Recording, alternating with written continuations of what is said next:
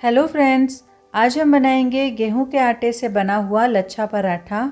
ये पराठा बहुत ही लच्छेदार होता है। इसमें कई सारी परतें होती हैं, इसलिए इस परतदार पराठे को लच्छा पराठा कहते हैं और ये खाने में बहुत ही मज़ेदार होता है। तो फ्रेंड्स, आइए देखिए इस पराठे को कैसे बनाते हैं।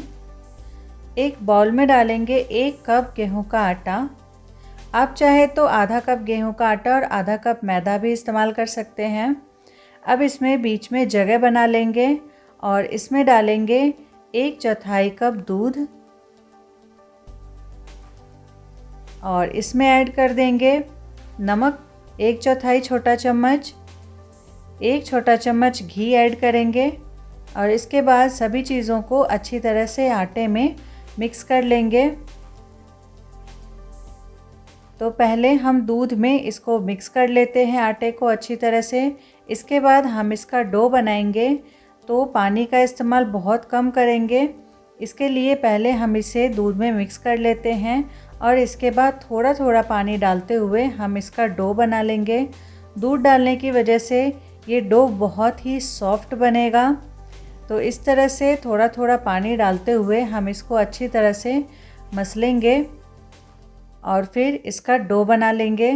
तो ये देखिए अभी ये बंध चुका है अच्छी तरह से। तो हम इसे अभी थोड़ा और गूँथेंगे जिससे कि ये बहुत ही सॉफ्ट हो जाएगा। तो थोड़ा थोड़ा पानी इस तरह से डालते हुए इसको अच्छी तरह से गूँथेंगे और 3 से 4 मिनट में ही आप देखेंगे ये आटा बहुत ही सॉफ्ट हो गया है। तो ये आटा जितना सॉफ्ट बनेगा पराठा उतना ही बढ़िया बन के तैयार होगा। तो इस तरह से गूँथना बहुत ज़रूरी है। और आप ये देखिए ये आटा कितना अच्छा डो बनके तैयार हो चुका है। तो अब हम इसको लोई बना लेते हैं। तो 2 पार्ट में मैंने डिवाइड किया है और इसके बाद इसको हाथ पे अच्छी तरह से गोल कर लेते हैं इस तरह से। ये देखिए दूसरी लोई को भी इसी तरह से हाथ पे गोल कर लेंगे और इसके बाद हम इसे रेस्ट के लिए 10 मिनट तक के लिए छोड़ देते हैं ढक के। और दूसरी तरफ मैंने लिया है यहाँ पे घी। तो अब हम घी में थोड़ा सा मैदा ऐड करेंगे। तो पहले मैंने 1 चम्मच मैदा ऐड किया है, अगर ज़रूरत होगी तो और मैदा ऐड करेंगे और इसको अच्छी तरह से मिक्स करके इसका पेस्ट बनाएंगे। तो ये पेस्ट अभी बहुत पतला है, तो इसमें मैं और मैदा ऐड कर रही हूँ और अच्छी तरह से मिक्स कर लेंगे। गुठलियाँ बिल्कुल भी नहीं रहनी चाहिए। तो मिक्स करने के बाद ये देखिए अब ये पेस्ट बनके तैयार हो चुका है मैदा और घी का, क्योंकि हम इसे रोटी पे लगाएंगे। तो चलिए अब हम पराठा बेल के तैयार कर लेते हैं। तो इसके लिए थोड़ा सा गेहूं का आटा लगा लेते हैं ताकि ये बेलते समय चिपके नहीं, और दोनों तरफ से लोई पे भी लगा लेंगे और उसके बाद इसे चपटा करते हुए बड़ी सी रोटी फैलाते हुए बेल लेंगे। तो इसे हमें पतला और बड़ा सा बेल के तैयार करना है। तो ये देखिए हमने बहुत ही अच्छा तरह से और पतला सा बड़ा सा इसको फैलाते हुए रोटी बेल लिया है। अब हम इसके ऊपर जो पेस्ट हमने तैयार किया था घी और मैदे का, वो इस पे लगाएंगे और अच्छी तरह से फैलाते हुए ज़्यादा मात्रा में लगाना है। इससे क्या होगा कि ये परतें आपस में चिपकेंगी नहीं और बहुत ही खिले खिले पराठे बनके तैयार होंगे। पेस्ट लगा लेने के बाद पिज़्ज़ा कटर या फिर चाकू की मदद से इसके पतले पतले इस तरह से स्ट्रिप्स काट के तैयार कर लेंगे। तो ये देखिए बहुत ज़्यादा मोटा नहीं रखना है, इसी तरह से पतला सा रहेगा तो इसके लच्छे बहुत ही बढ़िया बन के तैयार होंगे। लच्छा पराठा में जितने ज़्यादा लच्छे होते हैं ये पराठा उतना ही अच्छा बन के तैयार होता है, देखने में भी बहुत बढ़िया लगता है। और इस तरह से हम पतली पतली धारियाँ काट के तैयार कर लेंगे। तो पूरी रोटी पे इसी तरह से पिज़्ज़ा कटर चलाते हुए पतली पतली स्ट्रिप्स काट लेंगे। अब हम इसे एक तरफ से फोल्ड करना शुरू करेंगे। तो चाकू की मदद से इस तरह से हम इसे हल्का हल्का उठाते हुए इकट्ठा करते जाएंगे।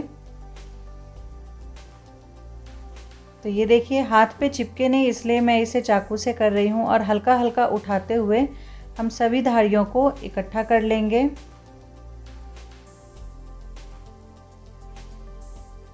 और बहुत ही आराम से हो जाता है, आप देख रहे हैं, इसी तरह से कर लें। अगर आपके पास मोटा चाकू है तो उससे बहुत अच्छे से और बहुत जल्दी हो जाएगा। तो ये देखिए हमने सभी धारियों को इकट्ठा कर लिया है। अब इसे हाथ से कर लें। तो इस तरह से सबको इकट्ठा कर लेने के बाद अब हम इसके ऊपर थोड़ा सा घी लगा लेंगे और इस तरह से ब्रश की मदद से घी लगा के हम इसे पलट लेंगे और दूसरी तरफ भी घी लगा लेंगे। घी लगा लेने के बाद अब हम इसे फोल्ड करेंगे। तो फोल्ड करने के लिए पहले इसे इस तरह से हाथ पे एक सिरे को पकड़ ले और इसको पूरे उंगलियों पे इस तरह से घुमाएं और इसका जो एंड है उसको नीचे की तरफ से फोल्ड करते हुए ऐसे सेट करके इसको दबा लें। तो ये देखिए इस तरह से लोई बनके तैयार हो गई है लच्छेदार। और इसके बाद इन सभी लच्छों को अच्छी तरह से दबाते हुए हम इस तरह से पेड़ा बना लेंगे और इसको बिल्कुल हल्का हल्का बेलेंगे। तो ये बहुत ज़्यादा पतला नहीं होता है पराठा, ज़्यादा पतला बेलेंगे तो सभी परतें आपस में चिपक जाएंगी और ये पराठा बिल्कुल भी अच्छा नहीं बनेगा। तो ये देखिए हल्का हल्का हमने इसे बेल लिया है और ये मोटा ही है, बहुत ज़्यादा पतला नहीं है। तो अब हम इसे प्लेट पे रख लेते हैं और इसके बाद इसका पराठा सेक लेंगे।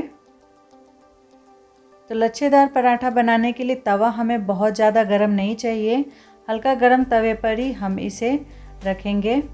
तो तवा यहाँ पे हल्का गर्म है, इसके ऊपर ये पराठा रखेंगे और 10 से 15 सेकंड तक इसे एक तरफ से अच्छी तरह से सेकने देंगे। इसके बाद इसे पलट लेंगे और पलट लेने के बाद दूसरी तरफ से भी 10 से 15 सेकंड तक हम इसे सेकने देंगे और इसके बाद ऊपर हम इस पे घी लगा लेंगे। तो पराठा को आप घी या तेल किसी भी चीज़ में बनाइए, मैंने यहाँ पे घी का इस्तेमाल किया है। और घी लगाने के बाद इसे वापस से दूसरी तरफ पलट लेंगे। पलट लेने के बाद इसके ऊपर भी हम अच्छी तरह से घी लगा लेंगे ब्रश की मदद से। तो ये देखिए दोनों तरफ से घी लगा के हम इसे पलट पलट के सेक लेंगे। अब हम इसे भी दूसरी तरफ से पलट देते हैं और ये देखिए पराठा कितना बढ़िया सेक के तैयार हुआ है। तो अब ये पराठा बिल्कुल अच्छी तरह से तैयार हो चुका हुआ है। ये देखिए इसकी परतें खुलनी शुरू हो गई हैं। बहुत ही बढ़िया सेक के तैयार हुआ है ये लच्छेदार पराठा। तो अब हम इसे निकाल लेंगे तवे पे से। ये देखिए फ्रेंड्स कितना बढ़िया पराठा बनके तैयार हुआ है और ये लच्छेदार पराठा देखने में बहुत अच्छा लगता है और खाने में भी बहुत मज़ेदार है ये पराठा। तो इसी तरह से मैं दूसरा पराठा भी बना के दिखाती हूँ आपको। तवे पर पराठा डालने के बाद 10 से 15 सेकंड बाद इसको पलट लेंगे और पलट के दूसरी तरफ इस पर घी लगा लेंगे।